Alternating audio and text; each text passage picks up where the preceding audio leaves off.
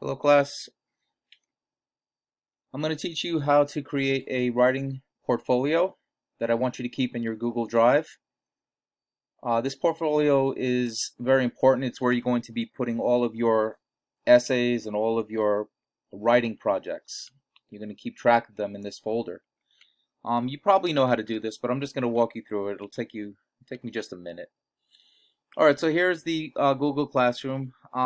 This is for period 3. You might have me period 1. You might have me period 3, period 4, or period 7. It's the same thing.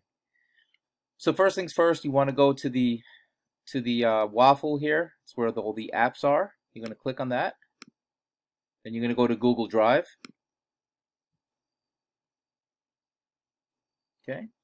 Make sure that the cursor is on My Drive. You're going to create a new folder, and you're going to name it English 3 Writing Portfolio. Okay. And there it is.